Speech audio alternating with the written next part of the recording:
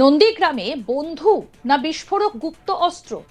নন্দীগ্রামের মাটি আবার গরম, আবার চক্রান্তের গন্ধ, আবার বন্ধুত্ব, বিশ্বাসঘাতকতা, জানে শেষের অভিযোগ, দলবদল আর ভোটের অঙ্ক। এই সবগুলো যেন এবার নন্দীগ্রামে মিলেমিশে তৈরি হয়েছে এমন একটা রাজনৈতিক থ্রিলার, যেটা শুধুমাত্র নির্বাচন নয়, যেন গোটা বাংলার সামনে একটা ভয়ঙ্কর প্রশ্ন ছুড়ে দিচ্ছে। কি প্রশ্ন? না, নন্দীগ্রামে কি এবার ভোট হচ্ছে, নাকি পুরনো গোপন হিসেব নিকেশ মেটানোর যুদ্ধ শুরু হয়েছে? কারণ ঘটনাটা সাধারণ নয়।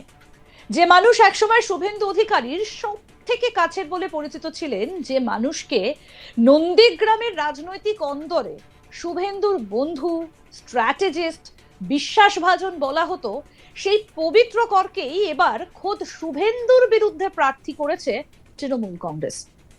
শুনতে আপনাদের যতটা নাটকীয় মনে হলো, এর ভেতরের বার্তাটা কিন্তু ভীষণ ভয়ঙ্কর, এর চেয়েও ভয়ঙ্কর। এটা কি শুধুই একজন প্রার্থী নির্বাচন, নাকি এটা শুভেন্দুর ঘরের ভেতর ঢুকে তারই পুরনো অস্ত্র দিয়ে তাকেই আঘাত করার একটা মাস্টার প্ল্যান?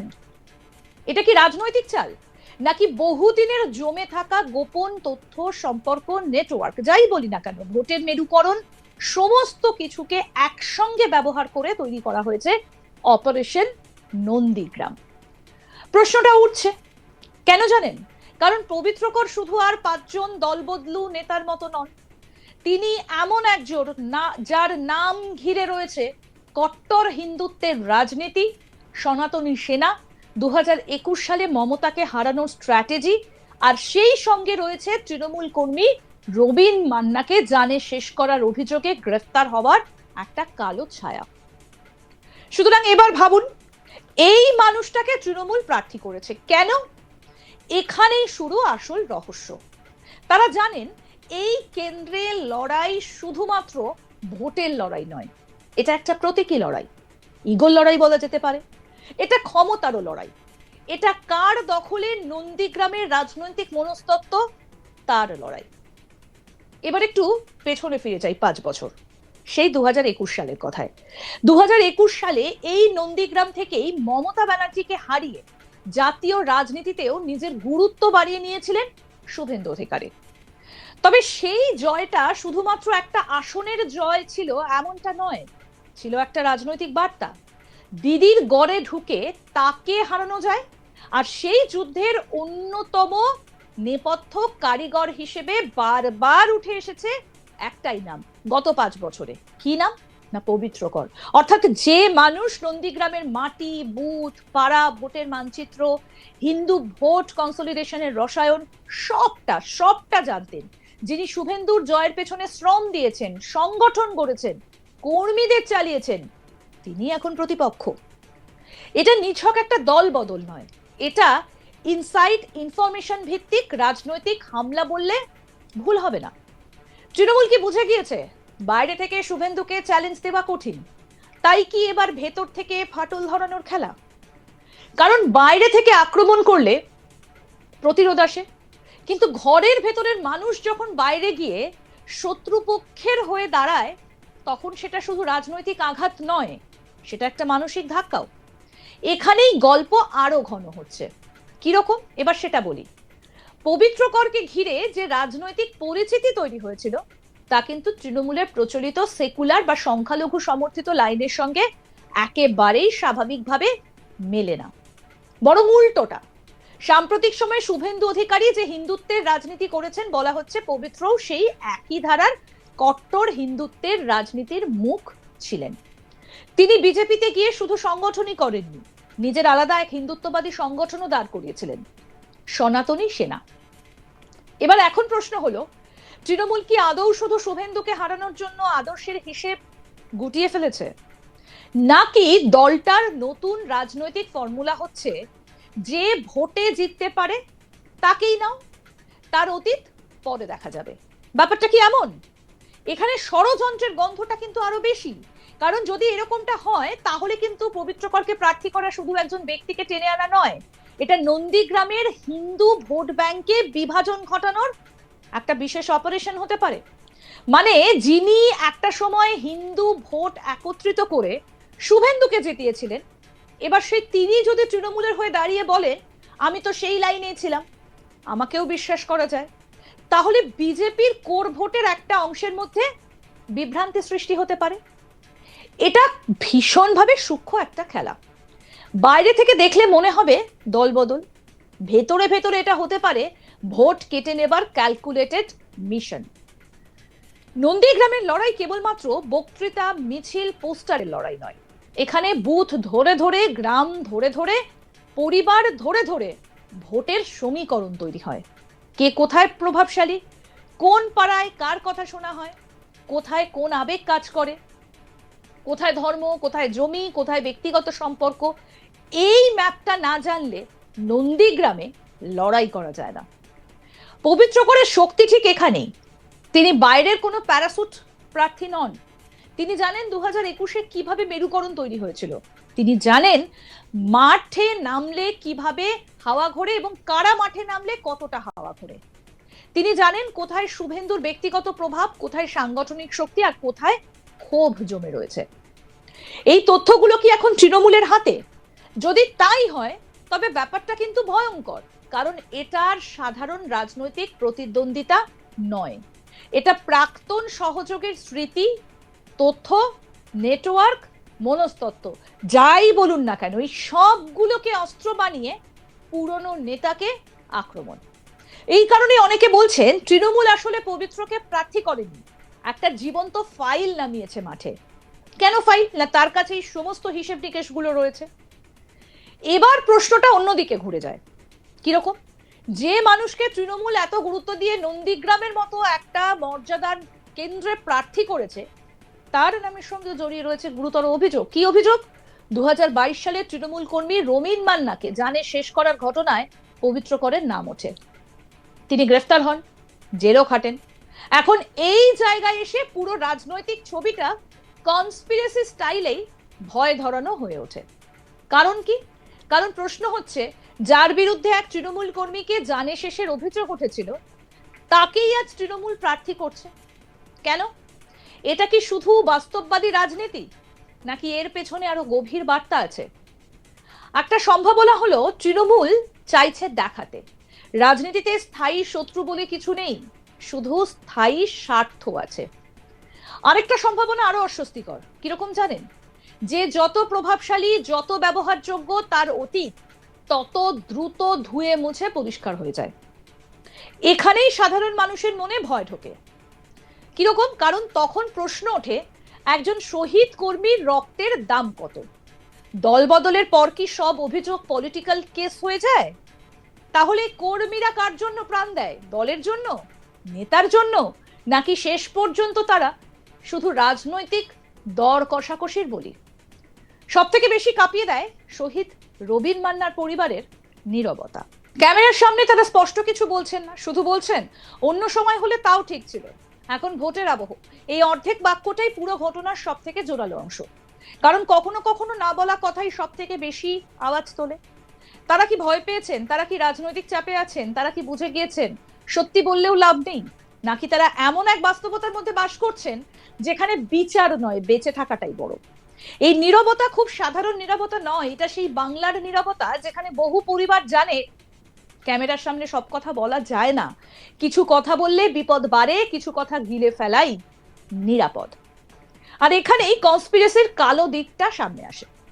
কারণ ভোটের সময় যখন শহীদের পরিবার পর্যন্ত গলা নামিয়ে কথা বলে, তখন বোঝা যায় শুধু পোস্টার নয়, ভয়েরও প্রচার চলছে।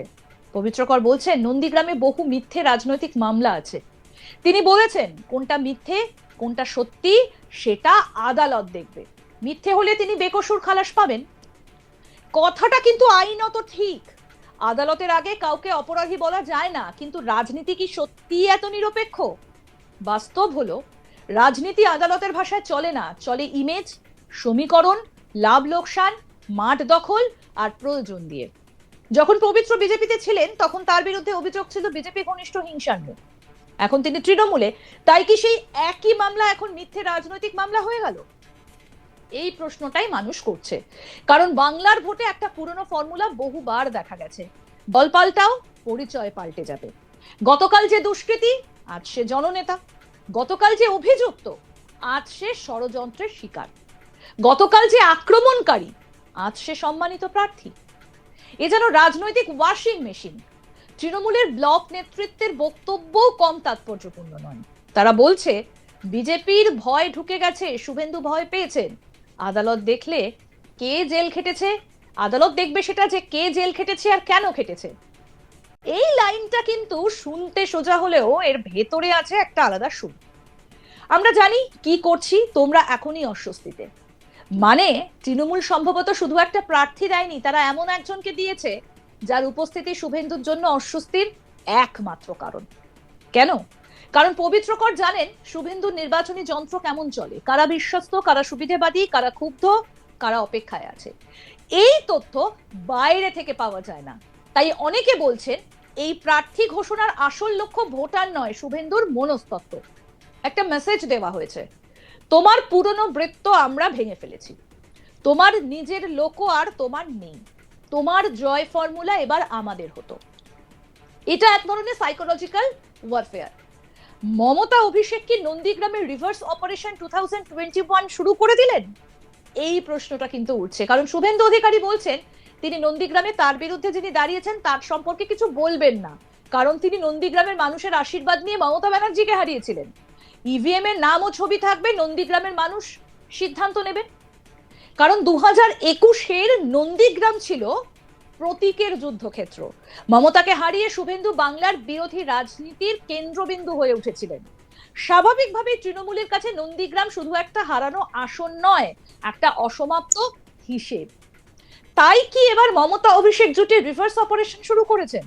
ভাবুন তো একবার, যে মানুষ 2021-এ শুভেন্দুকে জেতানোর অন্যতম কারিগর, তাকেই এবার তৃণমূল তুলে এনেছে, বলেছে চলো তুমি ওকেই হারাও। এটা রাজনৈতিক প্রতিশোধের সিনেম্যাটিক সংস্করণ। এখানে শুধু ভোট নেই, আছে অপমানের জবাব, বিশ্বাসঘাতকতার পাল্টা বিশ্বাসঘাতকতা, আর নন্দীগ্রামের মাটিতে নতুন করে আধিপত্যের ঘোষণা। এই চালের মধ্যে একটা প্রতীকী আনন্দও কিন্তু আছে। শুভেন্দু তৃণমূল ছেড়ে বিজেপিতে গিয়ে তৃণমূলকে আঘাত করেছিলেন, এবার তৃণমূল শুভেন্দুর পুরনো সহচরকে টেনে এনে শুভেন্দুকেই পাল্টা আঘাত করেছেন। এ যেন বলা হচ্ছে তুমি আমাদের ঘর ভেঙেছিলে, এবার আমরা তোমার ঘরের ভেতরের আলো নিভিয়ে দেব। কিন্তু এই খেলায় সবচেয়ে বড় ক্ষতি কার জানেন? এই গল্পের সবচেয়ে করুণ চরিত্র কে জানেন? না শুভেন্দু, না পবিত্র, না মমতা, না অভিষেক। সব থেকে করুণ চরিত্র হলো সেই তৃণমূল কর্মী যে একদিন ভাবতো পবিত্রকর তার শত্রু, আর আজ তাকে বলা হচ্ছে এবার ওর জন্য ভোট চাইতে বেরো। সবচেয়ে করুণ সেই পরিবার যারা হয়তো এখনো শোকে কাতর, কিন্তু আজ তাদের সামনে দাঁড়িয়ে রাজনীতি বলছে বড় ছবিটা বোঝো। সবচেয়ে করুণ সেই বিজেপি কর্মী যে একদিন পবিত্রর সঙ্গে হিন্দুত্বের রাজনীতি করেছে, আজ দেখছে সেই মানুষ প্রতিপক্ষের হয়ে দাঁড়িয়ে একই এলাকায় ভোট চাইছেন। অর্থাৎ বড় নেতাদের দাবার বোর্ডে সবচেয়ে বেশি পিষ্ট হচ্ছে নিচের সারির মানুষেরা। তাদের আবেগ, আনুগত্য, রক্ত, বিশ্বাস সবই ব্যবহারযোগ্য জিনিস। আজ যে শহীদ, কাল তার স্মৃতি অস্বস্তিকর হলে চুপ। আজ যে অভিযুক্ত, কাল দরকারে সে প্রার্থী।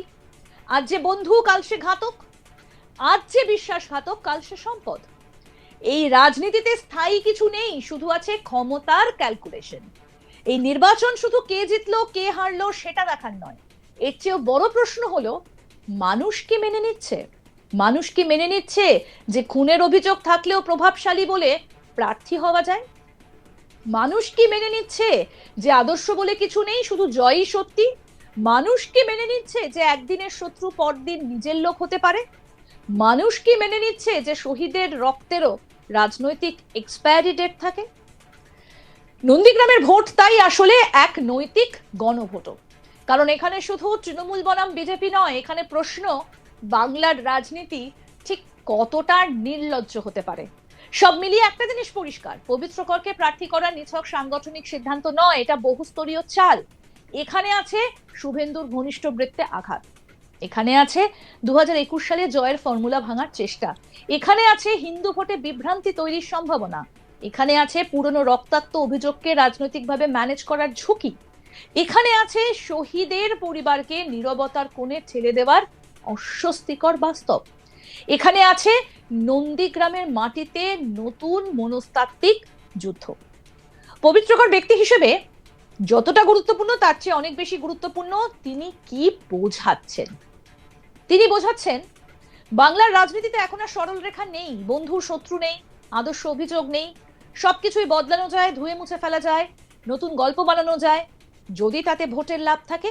আর সেই কারণেই নন্দীগ্রামের এই লড়াই ভয়ঙ্কর, কারণ এখানে প্রার্থী শুধু একজন মানুষ নন, তিনি এক রাজনৈতিক বারুদের বাক্স, যার ভেতরে আছে পুরনো বন্ধুত্ব, নতুন বিশ্বাসঘাতকতা, রক্তাক্ত অভিযোগ, গোপন তথ্য, ভোটের অঙ্ক আর ক্ষমতার নিষ্ঠুর বাস্তবতা।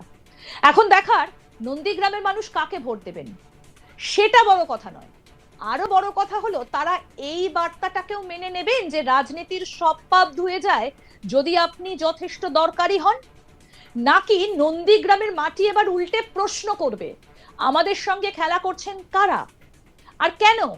কারণ শেষে গিয়ে এই লড়াই শুভেন্দু বনাম পবিত্র নয়, এই লড়াই তৃণমূল বনাম বিজেপিও নয়, এই লড়াই আসলে ক্ষমতার রাজনীতি বনাম মানুষের স্মৃতি। আর যদি মানুষের স্মৃতি সত্যিই জেগে ওঠে তাহলে নন্দীগ্রামের ভোট বাক্সে শুধু ফল বেরোবে না, বেরিয়ে আসবে বাংলার রাজনীতির মুখোশের ভেতরে থাকা আসল মুখটাও। আরো আপডেট পেতে দেখতে থাকুন আজ তাক বাংলা, সাবস্ক্রাইব করুন, নোটিফিকেশন পেতে বেল বাটন অপশন প্রেস করুন।